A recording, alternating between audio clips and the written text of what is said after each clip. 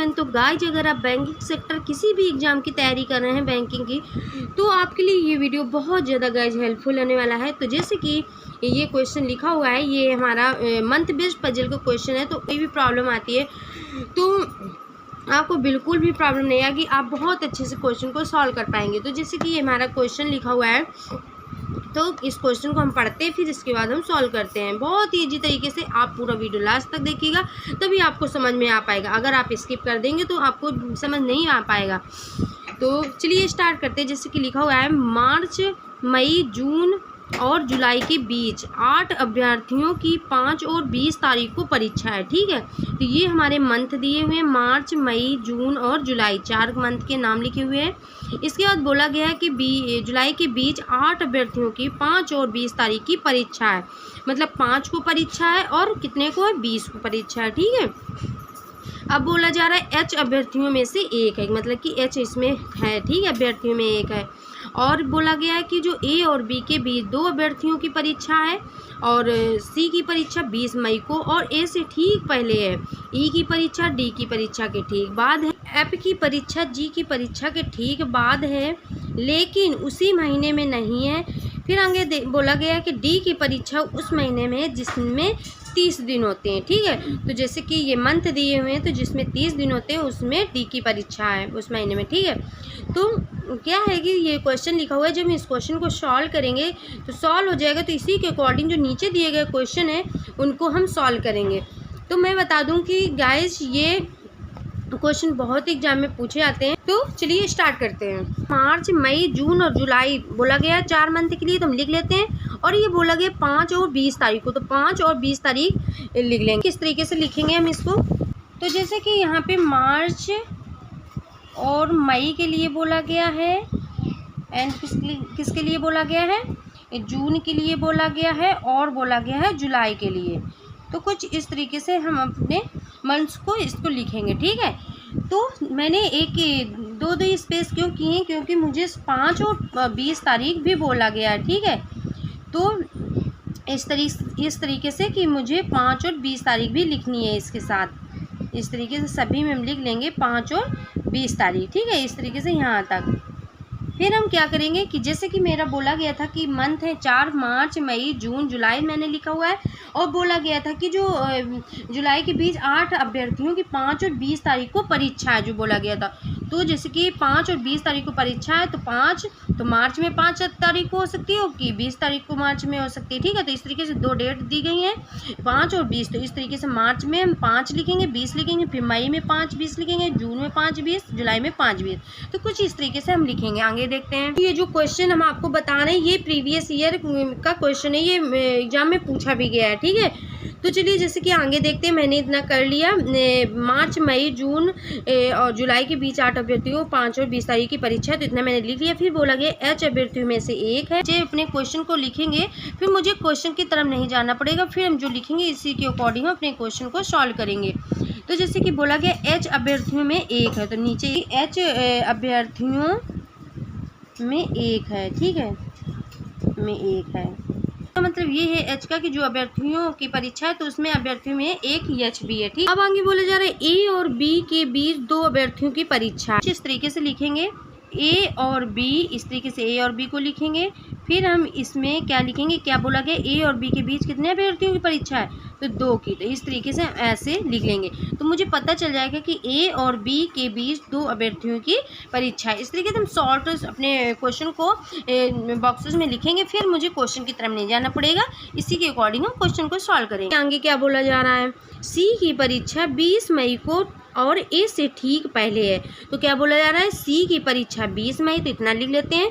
फिर बोला जा रहा है को और A से ठीक पहले है C, जो A से ठीक पहले C की परीक्षा है, तो C को 20 मई की परीक्षा यहाँ पे लिख लेंगे। जो C है उसकी 20 मई की परीक्षा है, इस तरीके से लिख लेंगे 20 मई की परीक्षा है। फिर क्या बोला गया है कि A से ठीक पहले है C। ठीक है, तो A से ठीक पहले इस तरीके से लिख लेंगे, तो मुझे पता चल जाएगा कि जो इस तरीके से मैंने लिखा कि C 20 मई की परीक्षा है और जो तारीख है 20 तारीख को है और मंथ में मई को है, तो सी 20 मई को है और ए से ठीक पहले, मतलब ए से पहले सी की परीक्षा है तुरंत, ठीक है।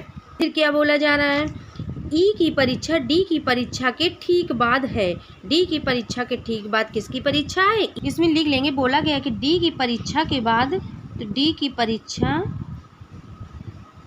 ठीक बाद है, इस तरीके से लिखेंगे, ठीक बाद किसकी परीक्षा है, ई की। तो देखिए मैंने इस तरीके से लिखा तो मुझे पता चल जाएगा कि डी की परीक्षा जो है, तो डी की परीक्षा के ठीक बाद मतलब कि तुरंत बाद ई की परीक्षा है, ठीक है।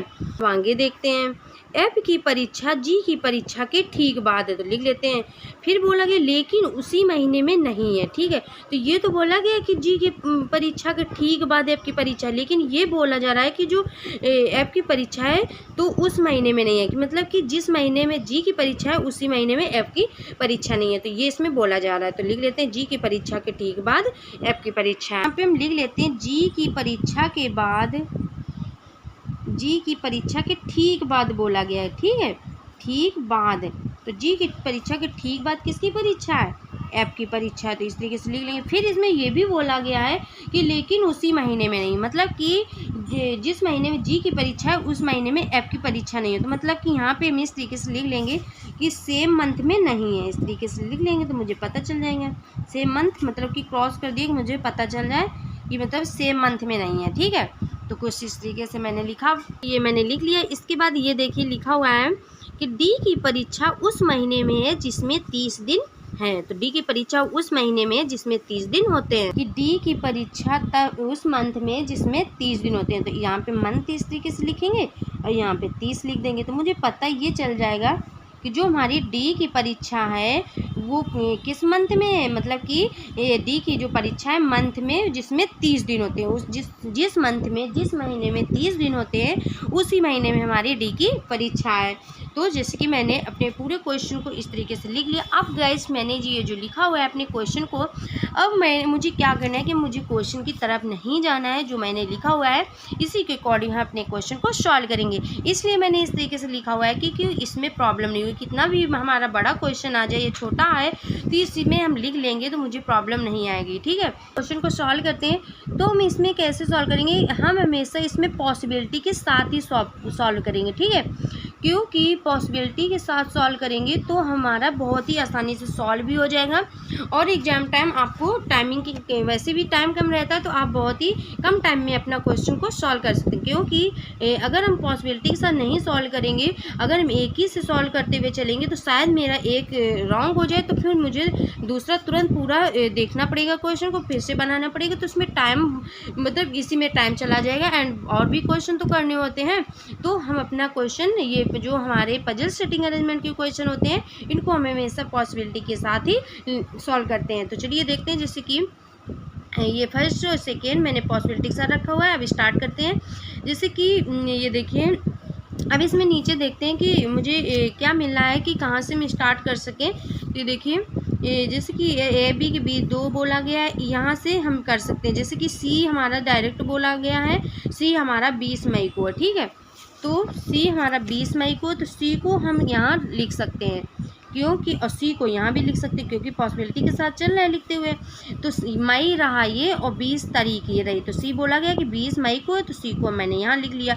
अब इसको ये भी लिख, यहाँ पे मुझे अपने मंथ को लिखना है कि कितने, जो मार्च है मतलब कितने दिन का होता है, मई कितने दिन का होता है, ये हमें सब लिखना है कितने डेज का होता है। तो जैसे मार्च है तो हमारा कितने का होता है, 31 दिन का होता है, ठीक है, और मई हमारा 31 दिन का होता है, ठीक है, और जैसे कि जून होता है तो हमारा 30 का भी कभी हो जाता है, 31 का भी हो जाता है, इस तरीके से, और जुलाई जो है 31 का होता है। तो इस तरीके से मैंने लिखा हुआ है, ठीक है। अब आगे देखते हैं, तो मैंने ये 20 मई को डायरेक्ट बोला गया था कि 20 मई को हमारा सी है उस अभ्यर्थी की परीक्षा है। फिर इसके बाद क्या बोला गया है कि ए से ठीक पहले सी है, क्या बोला गया है, ए से ठीक पहले सी है।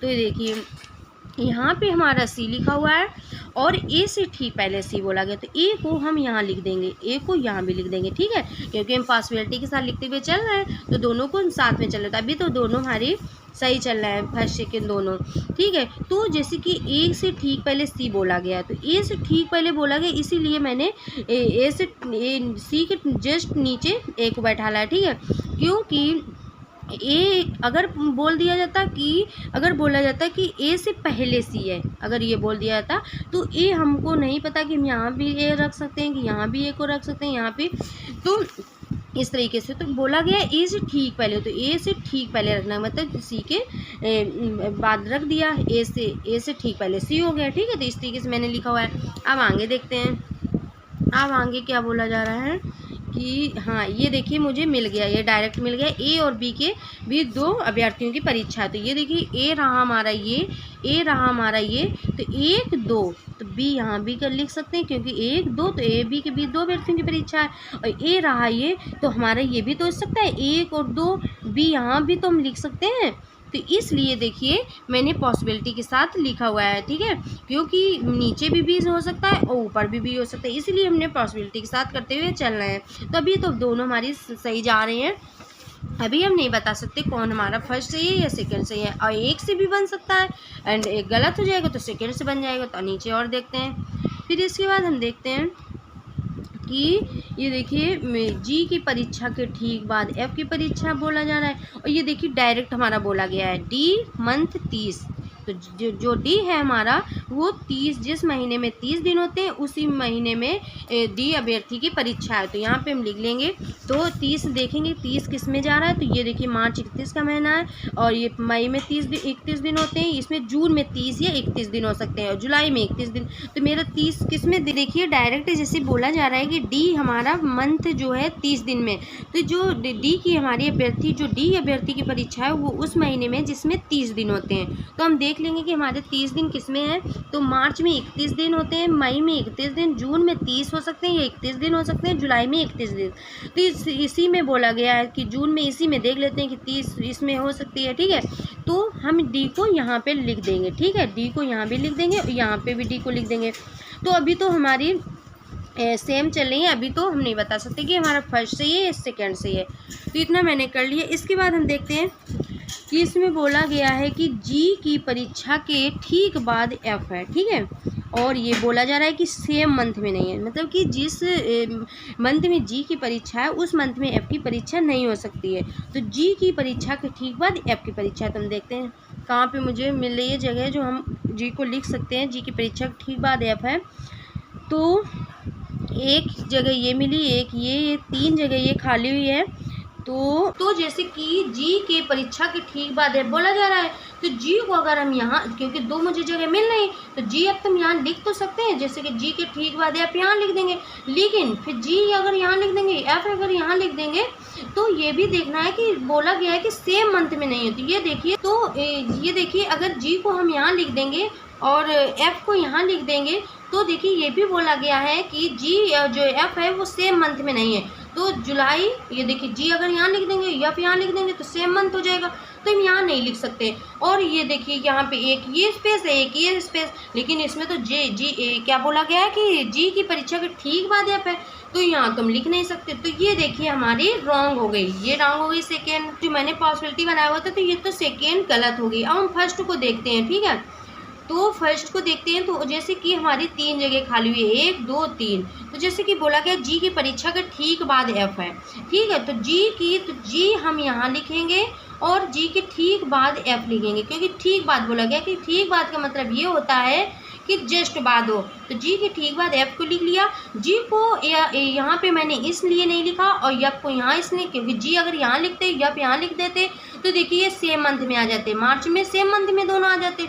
इस तरीके से मैंने यहाँ पे 3 जगह बची हुई थी, मतलब कि यहाँ पे 3 स्पेस मुझे दिख रहा था, तो जी को मैंने यहाँ लिखा और एफ को मैंने यहाँ लिखा। तो देखिए जी हमारा जो है वो मार्च में आया हुआ है और एफ जो है वो मई में आया हुआ है। तो इसमें बोला भी गया था कि जो जी है एफ है वो सेम मंथ में नहीं है। तो देखिए ये सही जा रहा है कि जी हमारा मार्च में और एफ हमारा मई में, तो ये तो सेम मंथ में नहीं है, तो सही जा रहा है। तो इतना मैंने कर लिया। ठीक है, अब मुझे एक और ये 2 जगह मिल रही हैं, बची हुई हैं। ठीक है, तो ये देखते हैं। तो ये देखिए डायरेक्ट लिखा हुआ है डी की परीक्षा के ठीक बाद ई है, लिखा हुआ है डी की परीक्षा के ठीक बाद ई है। तो देखेंगे हम कि डी हमारा कहाँ है, तो डी हमारा ये रहा, डी के ठीक बाद हम यहाँ ई को लिख लेंगे, क्योंकि मुझे जगह भी मिल गई। तो डी के बाद हम ई को यहाँ रख देंगे, ठीक है। तो ये देखिए जो फर्स्ट हमने बनाया हुआ है तो ये हमारा सही जा रहा है। तो GFCADEB तो मैंने बैठा ली। अब हमारा क्या इसमें क्या लिखा हुआ है, जी अभ्यर्थियों में से एक है, तो जो मतलब कि जो अभ्यर्थी की परीक्षा है उसमें एच भी है, ठीक है। तो एच यहाँ जगह खाली बची हुई है तो यहाँ हम एच को बैठा देंगे। तो देखिए मेरा क्वेश्चन सॉल्व हो गया। तो यहाँ पे HGFCADEB इस तरीके से सॉल्व हुआ।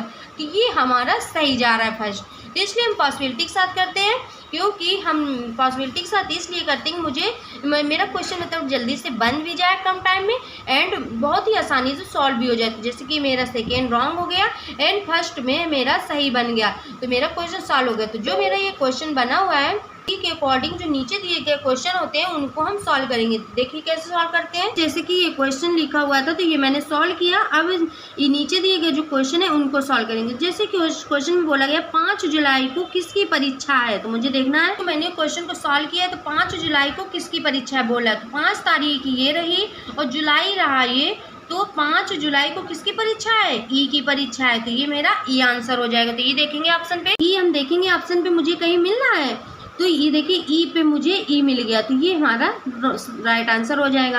अब आगे नेक्स्ट क्वेश्चन देखते हैं, जिससे बोला गया सी के बाद कितने व्यक्तियों की परीक्षा है। कि सी के बाद कितने व्यक्तियों की परीक्षा है, तो सी रहा ये, और नीचे देखते हैं सी के बाद बोला गया कितने व्यक्तियों की परीक्षा है, तो 1 2 3 4 सी रहा ये 1 2 3 4। तो सी के बाद कितने व्यक्तियों की परीक्षा है, 4 की, तो 4 देख लेते हैं। मुझे 4 मिल गया, तो यही हमारा राइट आंसर हो जाएगा। नेक्स्ट क्वेश्चन लिखा हुआ है विषम ज्ञात कीजिए। इसमें विषम ज्ञात करना है, HGF एक भी नहीं ई। ये देखिए एच हमारा 5 मार्च को आ रहा है एंड इसके बाद बोला जा रहा है जी को, तो जी हमारा देखिए 20 को आया हुआ है। फिर इसके बाद ई को बोला गया था, तो ई देखिए ये पे 5 को आ रहा है, 5 जुलाई। एंड इसके बाद एफ को देखना है, तो एफ हमारा 5 को आ रहा है। तो ये देखिए ये जो एच है 5 को आ रहा है, और ये देखिए ई है तो ई भी 5 को आ रहा है, और जो एफ है ये भी 5 को आ रहा है। जी हमारा है जो 20 को आ रहा है, तो ये हम मेरा सही आंसर हो जाए। जी है यही हमारा, क्योंकि एच हमारा 5 को आ रहा है, ई 5 को आ रहा है, एफ 5 को आ रहा है, तो जी हमारा ये सी पे जो जी लिखा हुआ है यही सही हो जाएगा आंसर, ठीक है। तो अब नीचे देखते हैं नेक्स्ट क्वेश्चन, एच और 5 जुलाई को परीक्षा देने वाले व्यक्तियों के बीच कितने व्यक्तियों की परीक्षा है, एच और 5 जुलाई को परीक्षा देने वाले व्यक्ति के बीच। 5 जुलाई ये रहा और एच रहा ये, तो बीच में व्यक्तियों की परीक्षा पूछी गई कितने व्यक्तियों की परीक्षा है, तो 5 जुलाई ये रहा और एच रहा ये। तो देख लेते हैं 5 जुलाई के ऊपर 1 2 3 4 5 व्यक्तियों की परीक्षा है। तो देखते हैं ऑप्शन पे 5 आंसर आए हुए, तो देखिए मुझे ए पे मिल रहा है 5, तो ये हमारा राइट आंसर हो जाएगा। अब आगे देखते हैं ये क्वेश्चन, नेक्स्ट क्वेश्चन बोला गया है कि ये देखिए स्पेस खाली जगह है कि वो परीक्षा है, मतलब कि जैसे कि एच 20 जून, एच 21 जून, ए 20 जुलाई, एफ 5 जून, डी 20 जून। तो हम चेक कर लेंगे, एच 21 जून तो 21 जून को तो नहीं है, 5 मार्च को, फिर ए 20 जुलाई तो ए 20 जुलाई, तो 20 जुलाई को तो बी है, तो ये भी नहीं होगा। 5 जून एफ देखा गया, 5 जून एफ जून कहाँ, ये 5 जून, ये 5 जून को तो ए है, तो ये भी नहीं होगा। डी 20 जून, डी ये रहा 20, ये रहा जून, ये रहा, तो ये हमारा सही जा। मैंने इसको देखा है एच 20 जून, एच 21 जून, ए 20 जुलाई, एफ 5 जून, ये सभी को मैंने देखा, तो ये सभी रॉन्ग है। ये जो हमारा ई पे है डी 20 जून, तो ये मेरा बिल्कुल सही जा रहा, तो ये मेरा आंसर हो जाए। तो गाइज अगर वीडियो पसंद आए तो ज़्यादा से ज़्यादा लाइक से सब्सक्राइब करिएगा और प्लीज़ गाइज एक कमेंट जरूर करिएगा, कमेंट करना मत भूलिएगा। अपनी पढ़ाई को कंटिन्यू रखिए और ज़्यादा से ज़्यादा प्रैक्टिस करिए। Thank you so much guys, all the best for exam.